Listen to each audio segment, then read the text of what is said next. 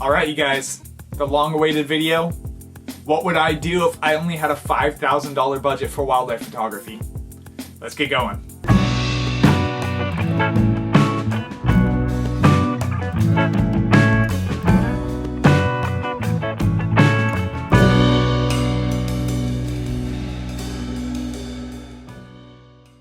Alright, so just a really quick recap.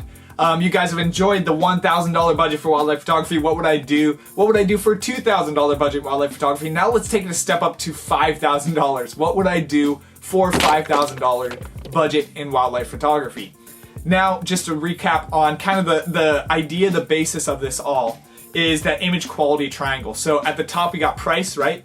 We have image capability and we have image quality, and these all affect each other. The more price that you spend on something, the more image quality, image capability you're gonna get. The less, all that stuff. You guys already know how this kind of works. If you haven't, make sure to check out videos 1 and 2 to just kind of see a little bit more of how that works. But ultimately, we're gonna be getting a good amount of image capability and image quality with this because our price is decently high. So I'm excited to share with you guys what I would spend if I had a $5,000 budget for wildlife photography. So without further ado, let's hop straight into it and get you guys going on what I would spend my money on. So item number 1 is going to be my Panasonic S1R. I love my Panasonic S1R. I think it is the best, most awesome investment I've gotten to make into my camera equipment, probably, maybe ever. I love the Panasonic S1R. It's got an amazing 48 megapixel sensor. It's got an amazing burst rate. It's got, great color science. Again, I love Panasonic's color science. Has good in-body image stabilization, and it just feels like a nice, solidly built camera.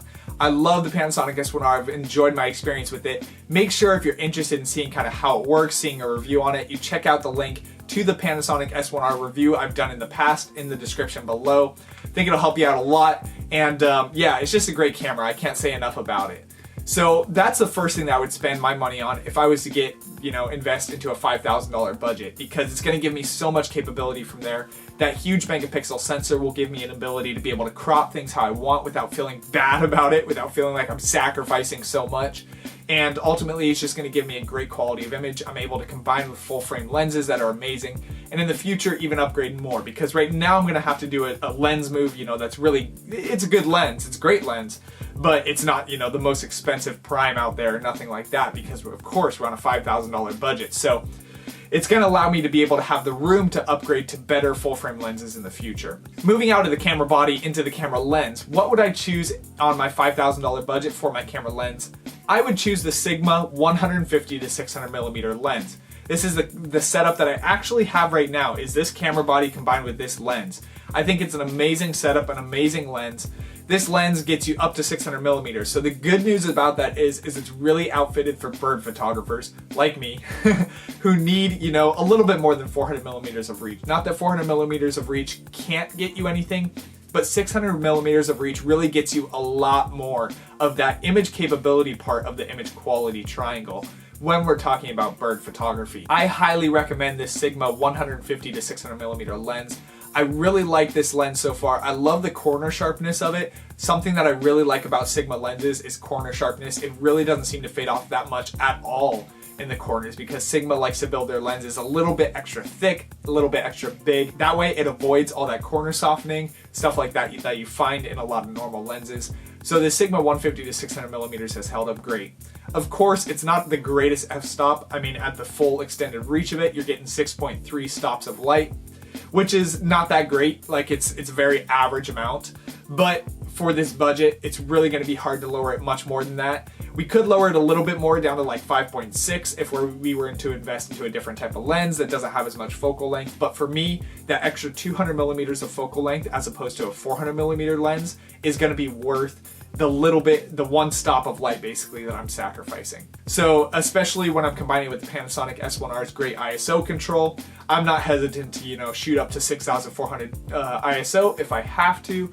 So in that case, the Sigma 150 to 600 millimeter lens is really going to pay off for itself. Man, this is going to be the quickest video we've done so far because we're just pumping through this stuff. I was excited to get to this 5,000 if you can't tell. So the next thing that we're going to be investing into is going to be a Panasonic brand battery. Again, I've explained why before that I use brand batteries as opposed to off-brand batteries because I've had bad experiences with off-brand batteries. So I'm going to be throwing in an official Panasonic battery for $90, and that leaves us with not that much left at all. So I'm gonna be honest, I'm gonna cheat a little bit today because a $5,000 hard cut was gonna be very difficult because just it barely got me the minimum of a lot of things I was really looking for. So I'm gonna spend a little bit of extra money today and we're just gonna call it good. Does that sound good to you guys? Gonna just spend an extra like $150 somewhere around there, and yeah, we're just gonna go for it. So with that being said, I'm gonna be getting a camera backpack, the Endurax Shell camera backpack that I invested into before. That I recently did a packing video with, and I think this is a great camera backpack because it can fit that Sigma 150 to 600mm lens with ease in the camera backpack, which is something that I was really struggling with before in my previous camera backpacks. So I'm going to be investing into that. Camera backpack gives me a lot of extra slots. Let's say I want to take a landscape wildlife, not a landscape wildlife lens, what am I talking about? A landscape wide angle lens with me as well. I can throw that in there, throw a normal, maybe 24 to 70 or a 18 to 34, something like that in there as well. Throw all my chargers in there, can throw my vlogging camera in there as well. Got plenty of room for it. Gonna keep it nice and safe and secure in that hard shell camera backpack. And so that camera backpack is going to be a great investment to be able to protect our camera gear and carry around everything that we've invested into as well. So that's going to be a great camera backpack to get next. Now beyond this, I'm going to be investing into the 2 memory cards again required for this whole task. That way don't forget. And that's going to be a normal SD type of card, but then there's also a QXD card. So that's one of the interesting things about this Panasonic S1R, which to be honest is one of the things I'm maybe not as big of a fan about, is that you have 2 different types of memory cards going into it. But I don't know. I mean, it's good, it's bad. I think it's kind of cool because in one sense it makes it half as affordable because the SD cards are much more affordable than QXD cards, but also gives you the capability to use a QXD card because those things are freaking lightning fast and amazing quality. So I kind of like it, kind of don't, but is what it is. So I'm going to be getting a QXD card, a 64GB there since those are much more expensive. That gives me the capability to use those lightning fast speeds if I need to, but in just a lower file size because I'm trying to keep it on a budget again right now. And I'm going to be getting a 128GB SD card to throw in there. That way if I need a lot more extra memory, I have it. Even if it's a little bit slower of a card, I have all that memory in the case that I do need it. That's what I'm going to be throwing into the side of my camera right there. Now, beyond that, I'm going to be investing into 2 more things, which you guys probably know what they are by now. I'm going to be investing into a $15 camo scarf, which is going to be able to allow me to get close, up and personal with the wildlife that I see. Camo scarves are an amazing, cheap investment to be able to get that much closer to birds, that much closer to wildlife, because they just don't care about you as much. I mean, I've had in plenty of scenarios, I can't tell you how many scenarios I've had where I have a camo scarf just over me in the camera, and I'm maybe laying prone flat to the ground, so all they're really seeing is that, and they just seemingly just like walk right up towards me. Sometimes so close that I've had it to where like literally I can't get the focal length zoomed back enough, or the focus distance zoomed back enough to where like they're literally just blurred out because they're too close to the camera. So camo scarves can be an amazing tool in situations like that when you're patient and you still don't got to pay for a whole ghillie suit, something like that. So definitely I would recommend getting a camo scarf with just a little bit of that money. And beyond that, the other piece of equipment that I would be getting is going to be the Manfrotto Pixie Mini Tripod because it is the best mini tripod for the cheapest price that you will ever find.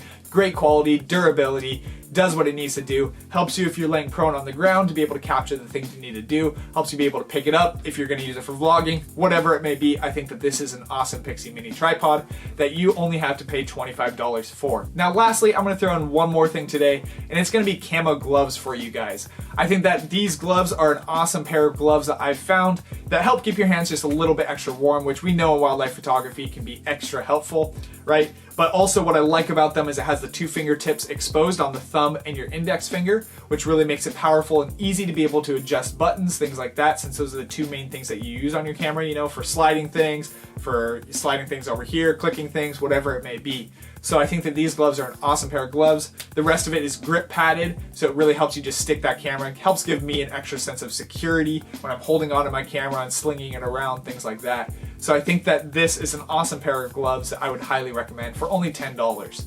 So with all that being said, if you have any questions about any of these things, make sure to check out the description below where I have links to a couple different reviews for some of these different products.